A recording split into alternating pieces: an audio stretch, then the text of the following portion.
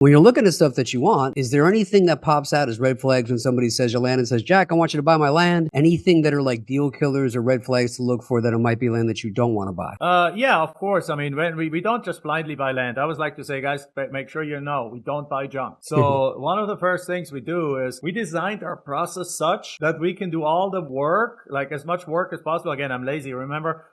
Doing the majority of the work in the back end. So the way we do this is we select an area, like for example, we like modestly growing areas, like bigger cities that are modestly growing. Then we go either in the city, around the city, or a couple of hours away into an attractive area. So let's say you go outside of the city, you pick an area, it's like half an hour away from the city. We pull data. We then like to use direct mail. Direct mail works still 10x better than it works for houses. So just simply because there's less competition. Like we are regularly getting a 2% response rate on our direct mail. That's like 5x better than most of the house flippers I know. And sometimes you can do, if you go a little bit more niche, you can get a 4 or 5% response rate sometimes on your direct mail, which is pretty darn good. And which again, it's like 10x what other people get. And so when what happens is then we don't do much research about these properties when we contact the owners, because we first want to see who is interested in selling in the first place. So then what happens is we get our response rates, people call us back, and then we have a quick conversation, or we have an answering machine do that, or right now we're developing an AI bot that takes actually the phone calls for you. Otherwise, you can use a call center for it. I don't think call center is going to be around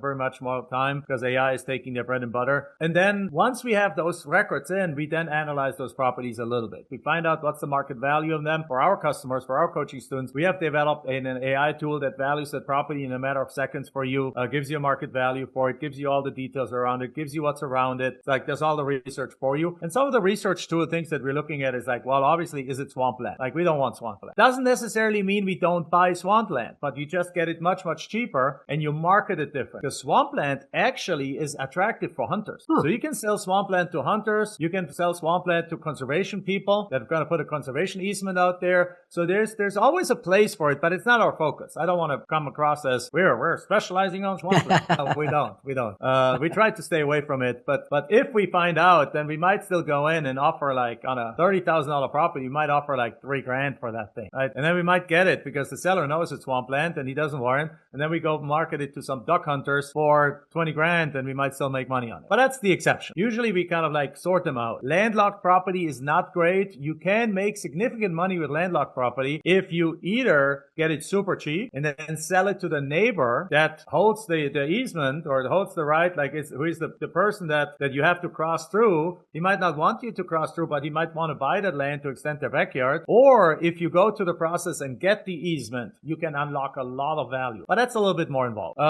Then what we don't like, we look at obviously topography. We look at if something looks like a cliff, that's not what we want to buy, right? We don't want to buy a property that's that steep. We want it to be nice. We want it to be buildable and so on. Other than that, at that point, we figure out the value, we make offers, and we make those offers in writing. You don't sit at kitchen tables. You don't do them over the phone. You can if you want to, but I enjoy my life. Like I like to go on coffee trips with my family. I like to go hang out with my wife and my daughter. And yesterday we just went to the gym and my daughter came home. We like just jumped there into the convertible and drove around in the convertible in the beautiful weather and just grabbed a coffee together. And I just don't want to be locked down to my desk. I want to live life. And so we send them in writing because the chances that somebody else at the exact same time makes a competing offer on that exact same property are almost zero. Like, because again, there's much less competition. There's other people doing this. We have been teaching this for 16 years, but there's very few people actually that are going to make an offer at the exact same time to the same person. That same person might be approached 3 months later by somebody else, by which time you've already taken their property and flipped it. But it's usually not happening at the same time. So we can afford to actually build this business around our schedule and simply send these offers out by mail and then just